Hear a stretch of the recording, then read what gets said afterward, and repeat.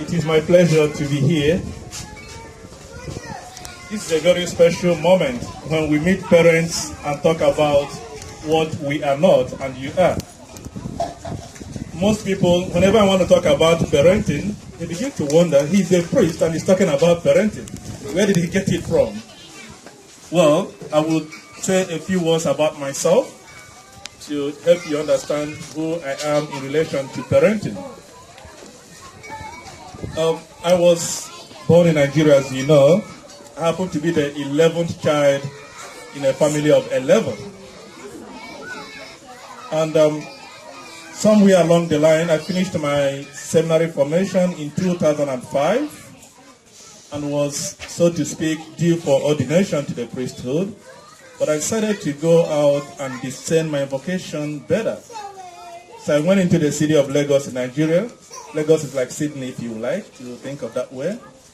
And I did a further kind of studies or certificate programs in marriage and sexuality. And while I was doing that, I had particular interest in parenting. So that helped me, after a year of doing that, to be doing what they call pre-marriage facilitation and encounter with young parents in different parishes in the Archdiocese of Lagos in Nigeria. It was during that period that people whom I encountered, most of them young parents, growing families, asked me to put all my thoughts together. And that thoughts came to be 50 tips for effective parenting.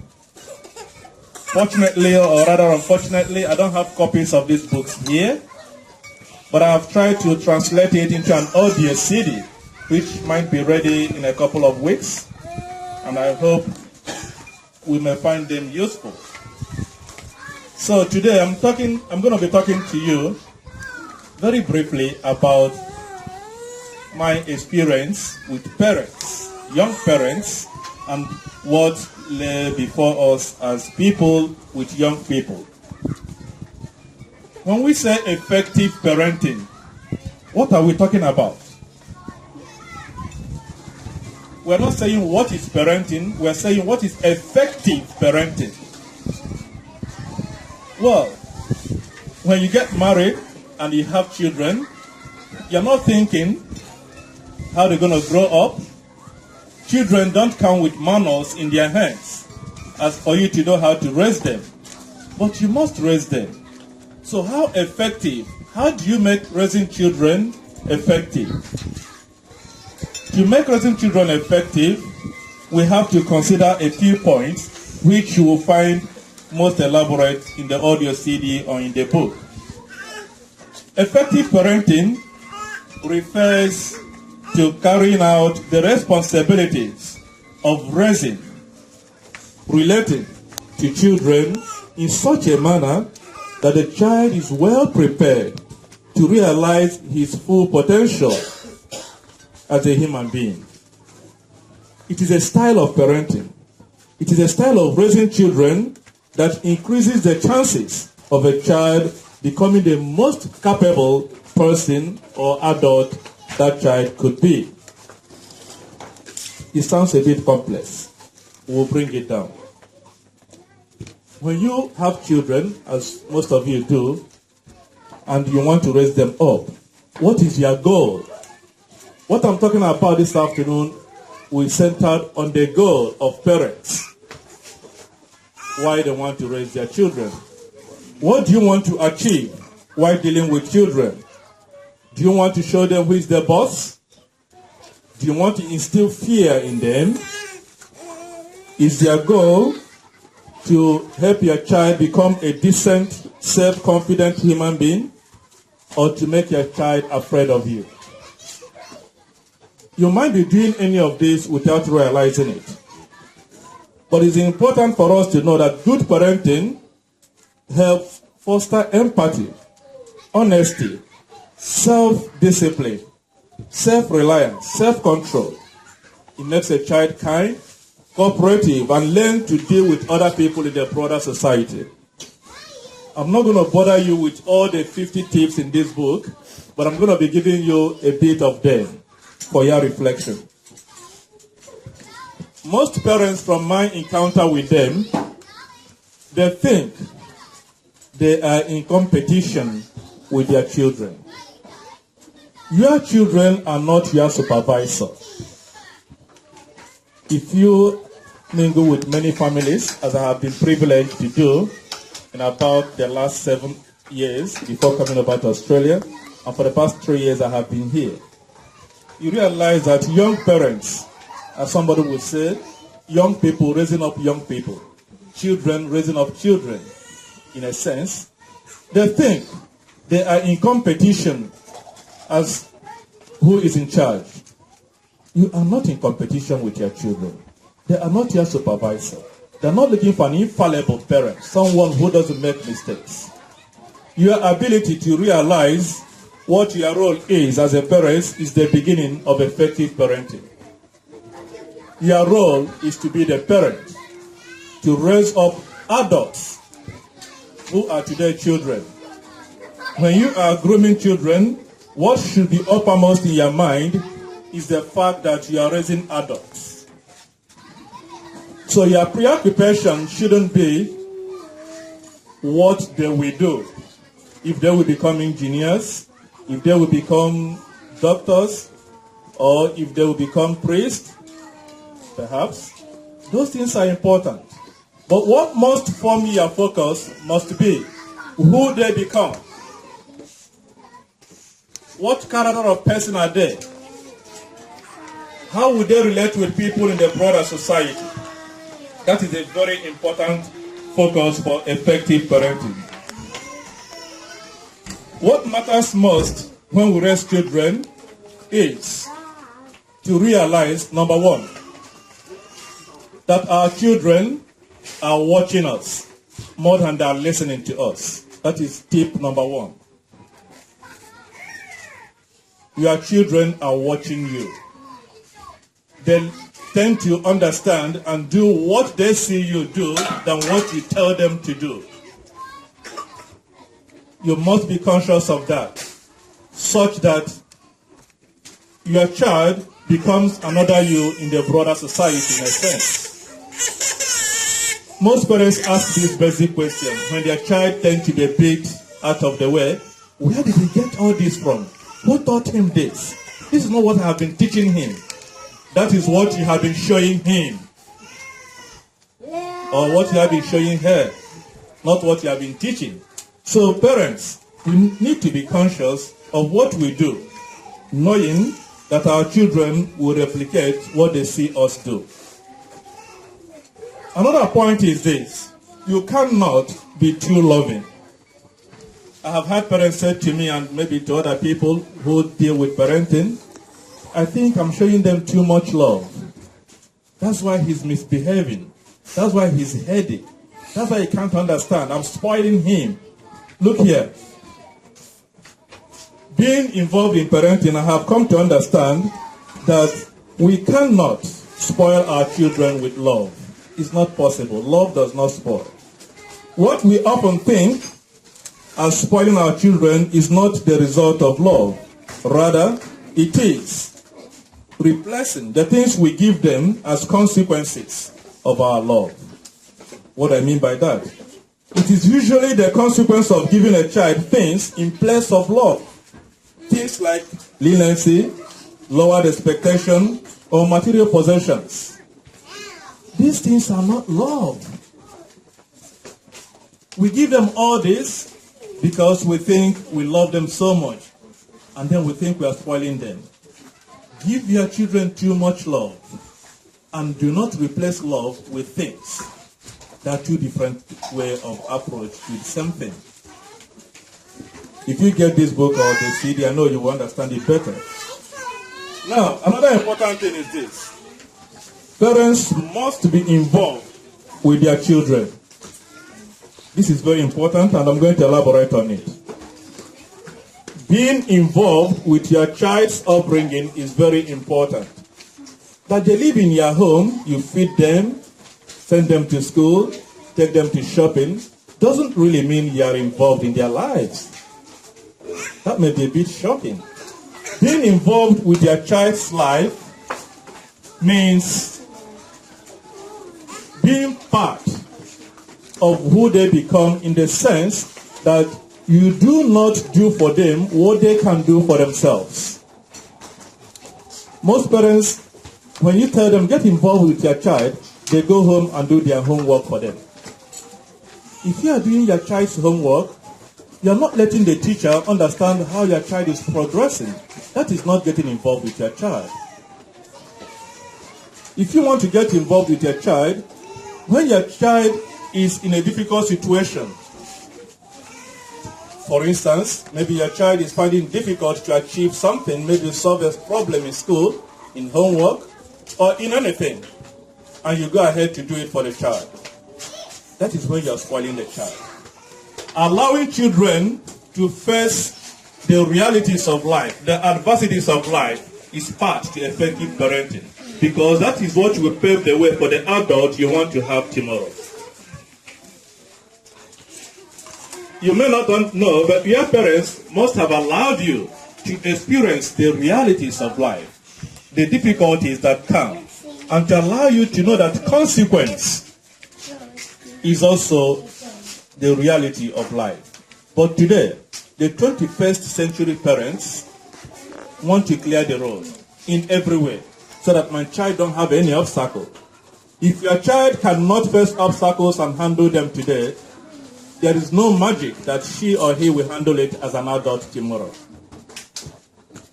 We must get that very, very clear. I also want us to keep another point in our mind. Adapt your parenting to fit your child. It's very important. Children grow according and behave according to their age. And just like we said that no two marriages are the same. No two children are the same. You bring the self-esteem of your child to the barest minimum when you begin to compare him or her with another child. And when you begin to let your children and other people know who is your favorite child. There are no favorite children in any family. Even if you have that concept, you must not make it known. Otherwise, you bring your parenting skills to failure. And the consequence is very, very disastrous. Because children begin to look at you no longer as that loving parents you are, but they look at you as a stranger without you knowing it. Now, we go to a very important point. Establish and set rules. Establish and set rules. If you don't manage your child's behavior when he is young, he will have a hard time learning how to manage himself when he is old and you are not around. Any time of the day or night, you should always be able to answer these three basic questions. Where is my child? Number one, where is my child? Parents, you might answer that. And number two, who is with my child? Who is with my child? Number three, what is my child doing? Don't forget these three questions if you forget all I'm saying today. Where is my child? Number one. Who is with my child? Number two. What is my child doing? Number three.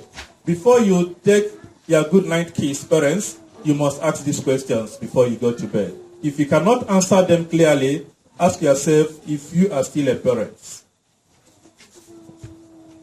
We move on. Foster your child's independence. Setting limits helps your child develop a sense of self-control. Look, I tell you, from my encounter with young people, not necessarily in Australia, I haven't had, I'm just here for about 3 years, but past, and young people are the same all over the world, though with cultural differences. It is natural for every human being, including young people, to seek for independence. And you must realize that it is not revolution. Your child is not becoming rebellious because the child wants to be independent. But for you to help that child do that properly, you have to set limits. Setting limits is a way to effective parenting. Encouraging independence helps her or helps him develop a sense of self-direction.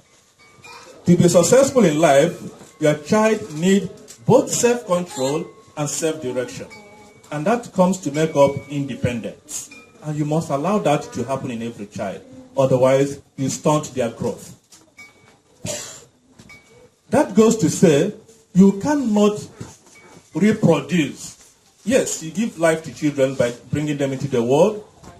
God gives you children as gifts. But your child is not another you.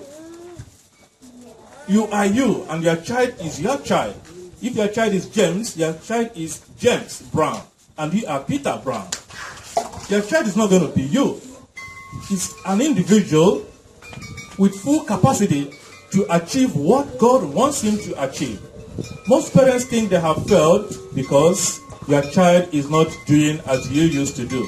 He's not liking the things you like. He's not thinking the way you think. He's not making the type of friends you make.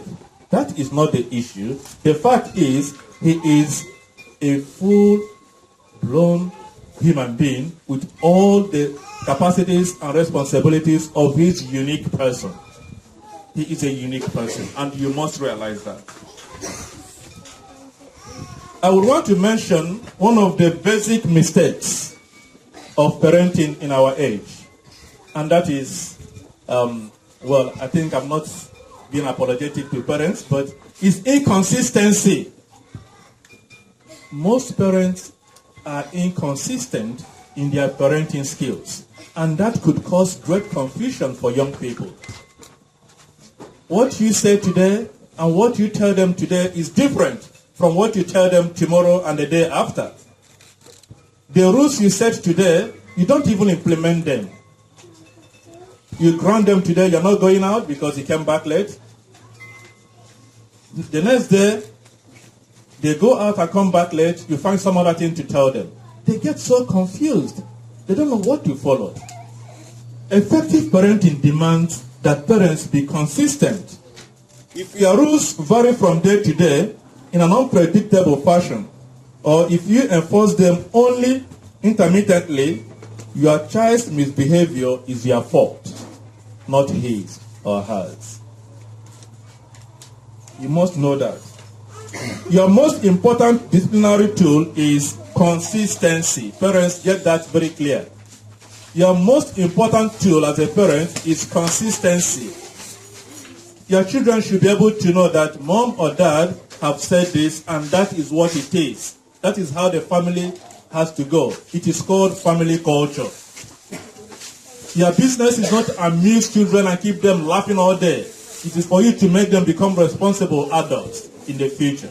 That is the meaning of effective parenting, I say again. So parents, you must identify your non-negotiables. Non-negotiables. It's not a question of he's crying, he's moody, he's depressed, so I got to change it, lest he does something funny. He's depressed, he's feeling awful because he's confused about what you're doing. You're not consistent. The more your authority is based on wisdom and not on power, the less your child will challenge it. Please get these two terms clear. Authority and power. If your parenting is based on power, your children will always revolt. They will always challenge your authority. But if it is based on authority, informed by wisdom, they will often listen to you. Now, I want to say something that most people will not agree with, but then it is the objective reality. Avoid harsh discipline. Avoid harsh discipline. Parents should never hit a child. You may agree or disagree. But at the end of this explanation, you will find why. Under any circumstances, no child should be hit by his parents. Children who are spanked, hit, or slapped are more prone to fighting with other children. Just like children who grow up in violent homes, they tend to grow up to believe that daddy hitting mom is a norm.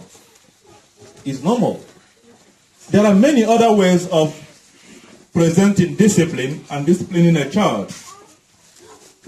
Because There are a lot of evidence we have through research that spanking causes aggression in children, which can lead to relationship problems with other kids. There are many other ways to discipline a child, including timeout, which work better and do not involve aggression. That is very important for us to understand. Another very crucial point is explaining your roles and decisions. You don't come out to make your house look like a dictatorial government. You must, as a good parent you are, have expectations, the things you want your children to live up, and it is important that you explain this to them. What is obvious to you may not be obvious to a child of 12 years because they do not have the same experiences you have had. They do not have the same priorities you have. They have not walked the path of life you have gone through. So the standard you are setting for them when you are 60 years or 40 years of age and you are setting it for a child of 10 is not tenable. So you have to explain to them things according to their age and what your expectations are. And it is important at times to have what I call joint strategy. Joint strategy. That means when you find your child not measuring up to the standards you have set, you join part with people in charge of his training, perhaps the teacher, the school, the church, wherever he's been trained, and find out who he is and how to help him instead of trying to bring his morals down. But that does not mean that you micromanage your child. Let me explain that very well. Most parents think it is a mark of effective parenting or love to micromanage their children. They follow them everywhere. They want to be sure what they're doing at all times. If I'm not there, he's going to do something awful. I tell you a very short story of a woman who was doing exactly this. She believed her son in mid-college age was not mixing up well. He's becoming a social failure. So she decided to follow this young boy everywhere. She thinks he doesn't play with people. He's always on his own. So about 11 o'clock in the morning, she drove out of her house around the school where the boy was. And she saw the boy standing all alone. And she packed her car and ran to the boy. And she said to him, "Jack, why are you standing all alone by yourself? Why are you not playing with other children?"